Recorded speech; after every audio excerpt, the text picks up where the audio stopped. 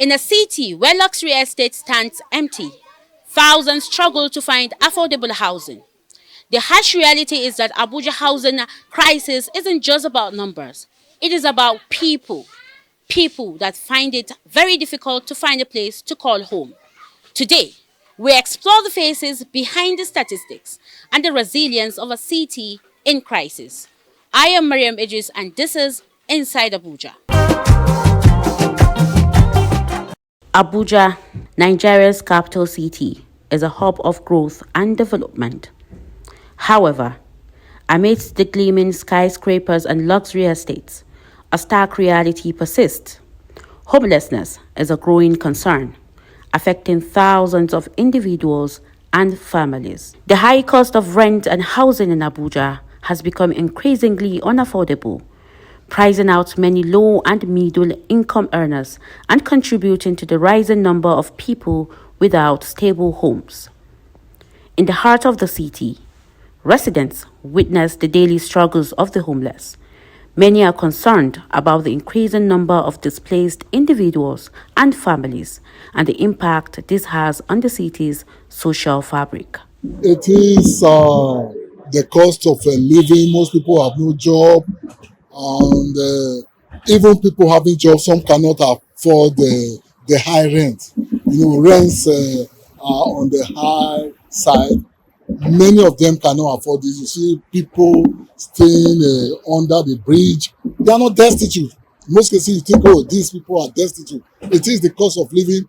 The cost of rent is very, very high. You don't expect someone who has no job, even people have a job, they find it difficult, let alone the cost of living. The cost of living is high. It's high. Inflation is there. The jobs are not even there. Even those having the jobs, you don't expect people receiving 20,000 a month, 50,000 a month to afford their flats. I think government can do something about it by way of low housing estate where people with low salary can afford cheap amount, cheap rent, like I would say. For many, homelessness is a harsh reality.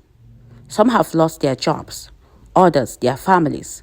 They have been forced to live on the streets, on the bridges, or in makeshift shelters. They share stories of struggle, resilience, and survival, highlighting the harsh truths of life on the streets. Wallahi muna cikin wannan yanayin akan ba mu da karfin da zamu kama hayar daki kuma inda zaka buga baca ma in ba kana da gata ba a garin nan ba zaka buga ba shine muke maleji da muna rayuwa a nan wataran ma mun fita neman abincin ma ba samuwa yake ba wallahi leburancin ma to sai ka je in ba kana da gata ma sai a ce yau ba za a yi da kai ba haka muke malejin rayuwa dai kafin Allah ya kawo mana su muna neman taimako ga Allah muna neman gwamnati ko irin aiki koyan sana'a ko wani aiki haka dai wanda zamu iya yi mu na talakawa a dafa mana da shi a taimaka mana amma wannan rayuwar da muke cikin ta mu kama ba bayan da muka muka cika mu ba to gaskiya ni wannan yanayi domin Allah ina neman sauki ga Allah kawo mana shi don duk wanda zai kalle ka a wannan gurin ba kowa bane zai ma kallo ya ce wannan mai hali na karni wani zai mana kallon farawo wani kuma kowa da irin furucin da zai akan mu duk wanda ya kalli ya gan mu ana haka nan muke hakuri da yanda muka tsinci kanmu kafin Allah kawo mana mafita san da Allah ka tsinci kanka kana addu'a wata ran Allah zai karba tunda dai mun zo nan gari amma yanzu dai ba mu samu wani gurin ba tukuna to kuma yana gani yanzu ai da damuna ne ba wai za mu je kawai na ba mu kwanta ne amma nan gurin ko ana ruwa mutum zai iya kwanciya yasa muke kwana a nan tukuna a nan Abuja ba yanda dai za mu zauna dai to yanzu ai ba mu da guri wanda za mu je wai ko mu buga baca ko baca ma mutum zai buga ai sai ya yi magana an yarda ya buga sai ya buga wani gurin ma sai mutum ya bada wani abu sannan za a bashi gurin mai don buga baca haka akwai sanyi akwai kuma irin sauro haka amma muna irin dai su ko magani haka ko muna sha. Life on the streets is unpredictable and often dangerous. Some find temporary refuge in cars or abandoned trailers, while others are forced to sleep rough, without shelter. They endure scorching heat, torrential rains, and cold nights, struggling to find comfort, rest, and safety. Wasu mutane da wasu wasu ma kasan don ci suke zuwa su kwana, wani gurin mai shayi zai je kwana ba gurin kwana, wani sai dai je can ya kwana, wani ma kusa da zai je kwana ba. To ai hajiya kuɗin ne ma yanzu kafin ka samu aikin da aka samu kuɗi a yanzu dai akwai matsala. Kafin ka samu aiki sai ka sha wahala, kuma da ka samo kuɗin minti 10 sun yi wa ka kai su. Da ka fasa 1000 wanda ka cire 200 to magana ta kare. To mutanen ne ya kuɗin su a juna su kawai suke jira kuɗaɗen, sai dai su diba su taimaka yayansu, kuma ruwan su da kuma mutuwa za ka ka mutu. Za ka samu mutum da mota ta faɗari a gidansa kuma ta yi ciki kadai wayawa zai har ya mutu, wani ba zai hauta ba, amma kai ba zai iya taimaka ma da abin naira 5 ko 10 ba. Ai mu gwamnatin Najeriya nan gaba ɗaya mun gaji da kai kokenmu. Na Abuja tun 94 almost 30 years kullum muna complain duk wanda ya hau. Mun bi layi, mun kwana a zaben Gullo, mun kwana a zaben Buhari, mun kwana a zaben Tinubu da Atiku. Har yanzu ba mu ga abin da yake canji. To ni daga ma a ƙarshen ta ma yanzu fulani na kawai in ƙone ko caka ɗina, ba zan ƙara zaben kowa ba, because I'm not getting anything from this government. Gwamnati ne ba ta tausaya ma talakoki. Ga gidajen na mutum ɗaya ya gina more than 1,500 estate a yanci ba kowa, ga talakoki, business people, drivers, menene ga sunan suna zama on complete building, ga bacoci suna zama just for marriage.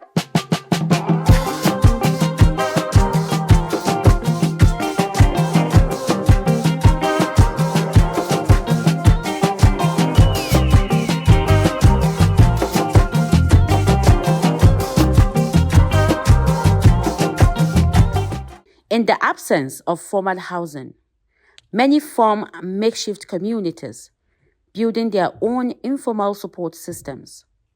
A significant number of these individuals have fled their homes due to insecurity and displacement, seeking refuge in Abuja. Lacking access to affordable housing, they have created informal settlements, often living in fear of eviction and harassment from the authorities.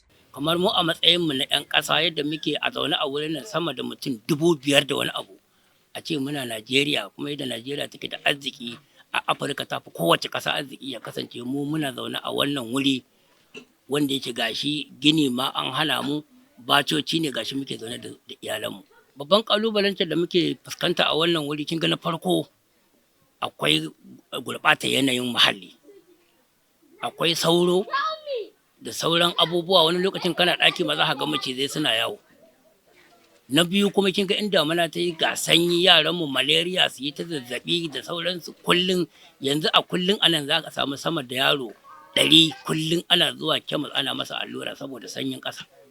Amma inda gwamnati ta bar mu mun gyara wannan wurin, za mu samu sauƙin wannan abubuwa. Mu koma ƙauyuka, mu zauna ƙauyuka, kowa ya san abin da yake faruwa a arewacin Najeriya.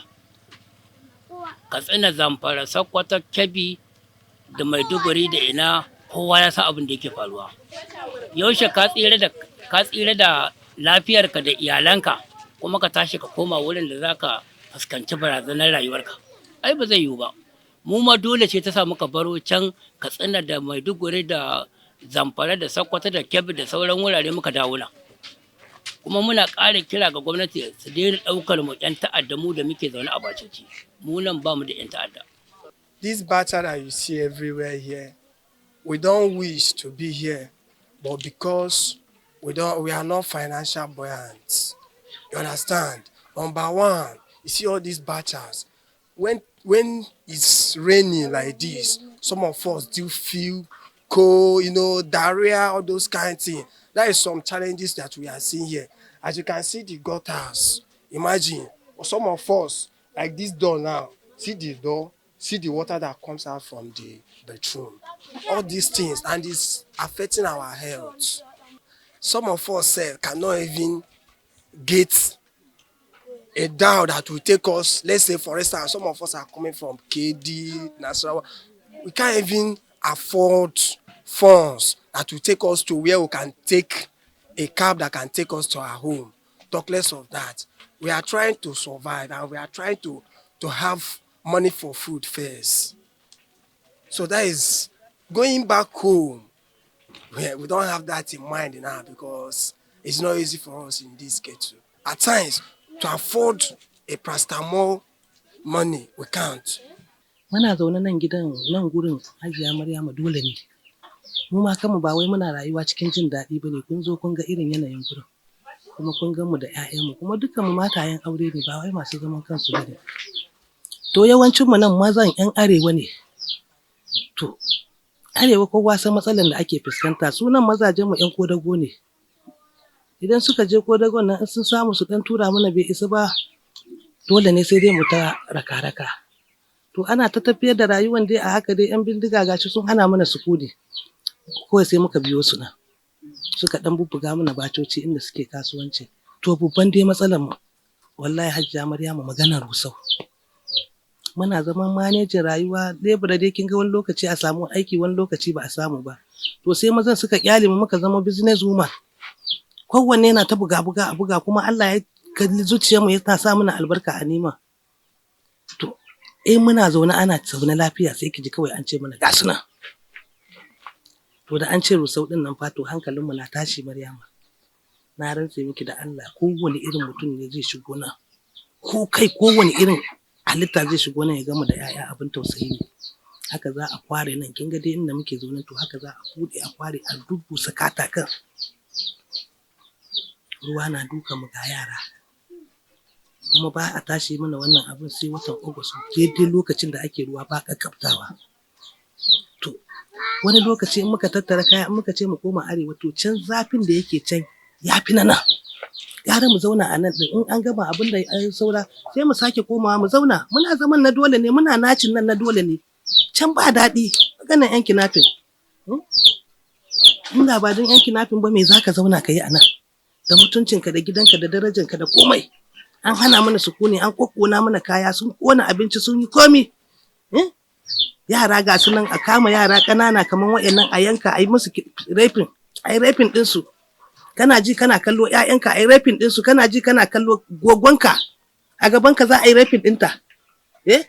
To wallahi Hajiya Maryama, ina roƙon Allah duk azaban da zan sha shi a ƙasar, a duniyar nan, ina roƙon Allah kar ya sa bakin ciki ya sa in fita wani ƙasa, ko mutuwa ne mutu a ƙasa nan. Rayuwa na ba shi a cikin in shiga wani ƙasa. Ko mutuwa zai ɗauke ni, ya ɗauke ni a ƙasa na. Amma inda ni mai son fita waje ne, tuntuni da ina ƙasan waje saboda kasuwanci. A 'yan hijiran nan wannan suka fi fita sun yi da ni, na ce wallahi ina ƙasa na Hajiya Maryama. Sai maganar makarantar yara. Nan ba mu da makarantar yara. Ita matan ta yi makarantar kamar makarantar marayu ne. To kin ga dole zaka sa, tunda kana son ilimin, dole muka dan sa yara a makarantar. Dan tallafin marayu in ya zo ta dan tsuntsugule ta ba yaran mu, ana amfani da su ne. Mu 'yan Zamfara Gusau ne. Shine sun hana mu zama ƙauyukan mu gaba ɗaya, ma duka 'yan uwan mu babu kowa da kowa. Duk sun kore wajen. To shi amma har mun ka zo nan muka samu mu dan raba. Mu samu inda zamu dan aje iyalin mu da iyayen mu. Mu dan samu abin da zamu dan ci. Muna fuskantar kalubale kashi da kashi. Kin ga dai ga ruwa. A zo ai mana admission cikin lokacin August. Mu rungume yara da iyaye. Kuma sanyi ma ha'ila sai ya zo ya daddame mu. Sai dai mu dan yi bacin nan mu dan shiga. In iska ya zo sai dai mu rungume yara gaba ɗaya sai mu tsaya. Ko da iska in ya bata to in kun bai bari ba, za ta iya ta kwari ta fita. Sai dai mu tsuguna a sanyin nan mu rungume Allah. Kuma sai a zo kuma ana damu mu, ana cewa wannan wuri dole sai mun fita, mun bar waje. Ai ba mu da takarda, ba mu da waye. To mu kuma ba mu da takarda, ba mu da waye, kuma mun dade a wurin nan. Tun ma a san menene shi, ko gwamnati ta san da shi, ko kuma wani babba dai haka ya san da wuri. Duka ko ina muna zaune. Yara makaranta ma na zuba ba samu za a yi ba. Abincin ma dai ga nan dai, kalubale dai kala da kala. Mazaje sai sun fita sun je sun abin nan. Namiji ma in ya fita ka yi jira babu, to ba da shi ya zai ya dawo. Akwai bacin rai ga yara. Sai dai mu dai abin da muka dan samu dan dora musu haka, dan gyada ne, dan dai gashi nan dai barkati mu dan dora ma yaya. Ina sana'a kawo ruwa ne, kayan fruit. Amma gaskiya ban da wurin kwana. Wurin kwana na shagon mai shayi ne, kuma mai shayin kanina ne, alhorma ce yayi man. To saboda haka muna kira da gwamnati ta tausaya. Mu ne gwamnati. Kowa ya sani a ƙasar nan a Zamfara, Tinubu shine ya zo na ɗai, shine ya yi winning a Zamfara. Amma an maishe mu kamar kajin wari. Mu har babban matsalar mu ba ma zama wurin zama bana Abuja, zama lahiya muke so a saukan mana da shi a Zamfara.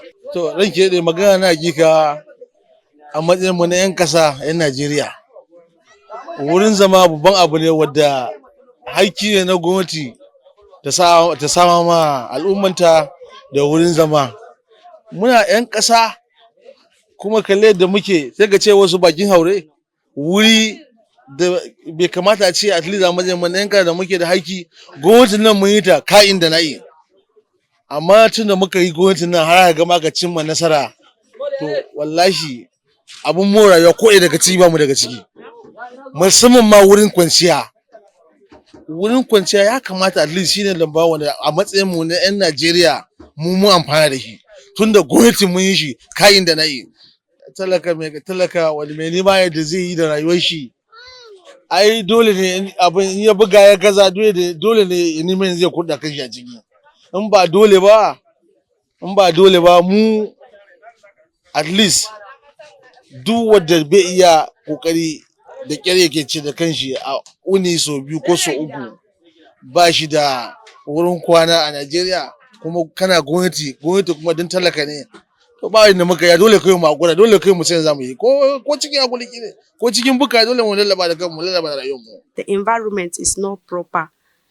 It's so scattered and a lot of infection, different disease, especially some small children getting sick all the time because of small sickness, because of how the environment is. The reason why we are living here is because we don't have enough money to rent a proper place out there. But here is not much for us to pay before staying here. That is the reason why we are living here. When it comes for rainy season, rain do fall inside the bacha sometimes. Some of the bacha, because what we are using here is not like we are using this rock to build it. We use zinc to build the bachas. And when it comes for heat, because of the zinc, the heat comes much more than the way we expected.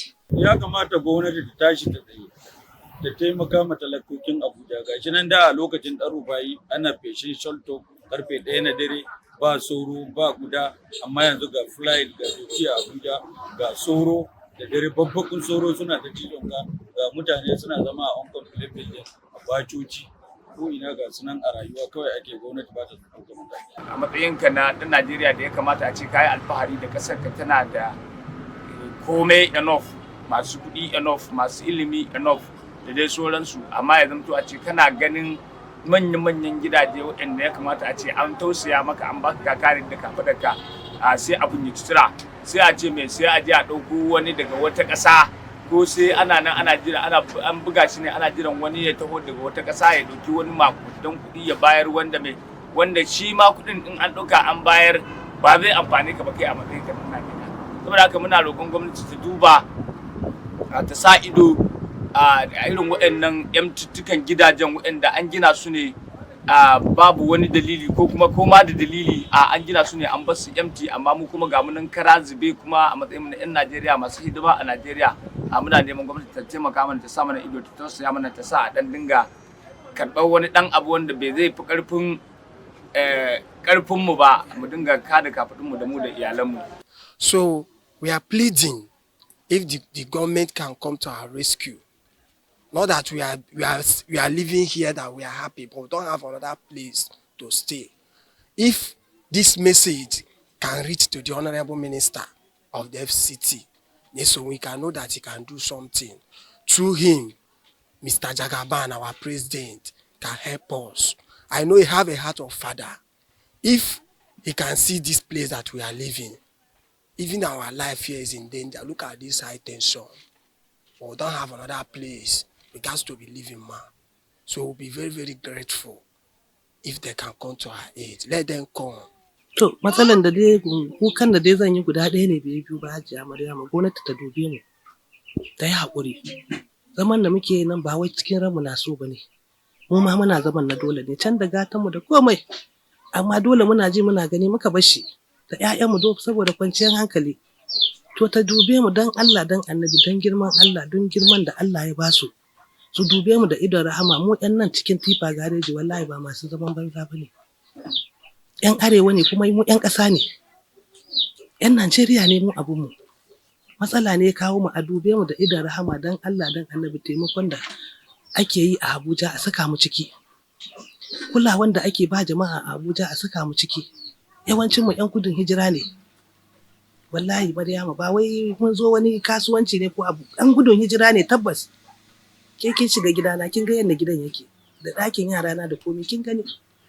Yanzu arewa za mu yi wannan rayuwa. Ba za mu taɓa yace yanzu zaka bar kofar gidanka da kwata aka baka ɗauko ma mutum hukumar kare haƙƙi ba. To amma ba yanda za ka yi.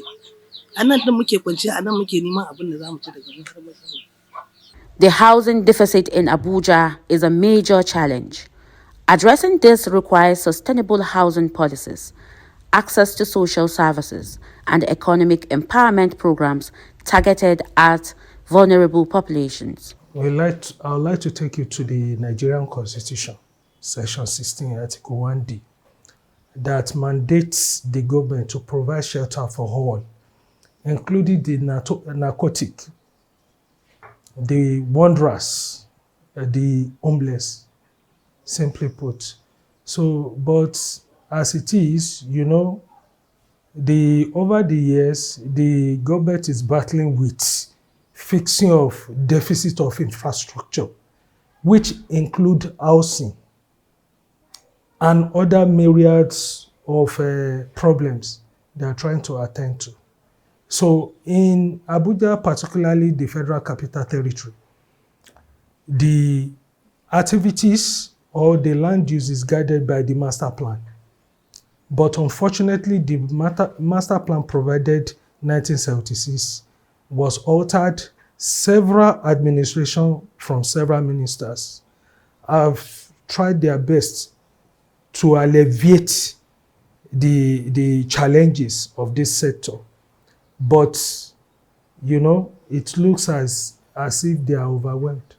So, for instance, the government, I could listen to news which other day, so promised to provide housing, possibly 5,000 houses in each state of the federation, including the FCT.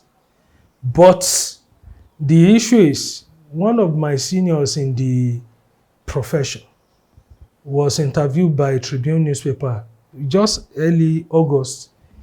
He said the moment they declared that they want to do the launching for the FCT, he went to Department of URP and Department of Development Control. They weren't aware. You see, approval for such development is very, very important. Then, how can you afford it?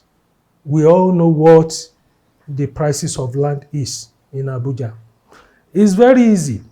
If the government could follow the 1992 Urban and Regional Planning Law, and it was amended, an amendment was made to it in 2004. If they could seriously follow that, so then we could start a conversation in that regard. The government has a lot of role to play. Number one, like I said the other time, access to land. The cost of land alone has actually made it near impossible for government to achieve same. The same thing the private sector. The private investor is a businessman. So anything he invests in, the private sector invests in, they like to recoup their money, even profits.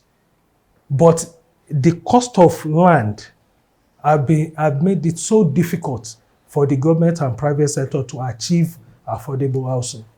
I'd like to enjoin the government through His Excellency President Bola Ahmed Tinubu to look inward, put the urban planner in his place so that we can work this policy out, assist him to achieve the renewed hope agenda. Homelessness in Abuja demands collective action and long-term solutions. Providing shelter, services, and economic opportunities is crucial to help those affected regain stability and dignity.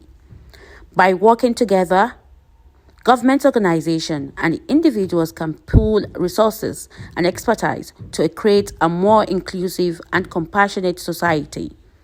A collaborative approach will help ensure that everyone has access to a safe and secure place to call home, fostering a community that upholds human rights, dignity, and well-being. And that's a wrap. We have come to the end of this edition. We talked about navigating homelessness and Abuja housing crisis. See you next time for another interesting edition of Inside Abuja. I am Maryam Idris. Bye for now.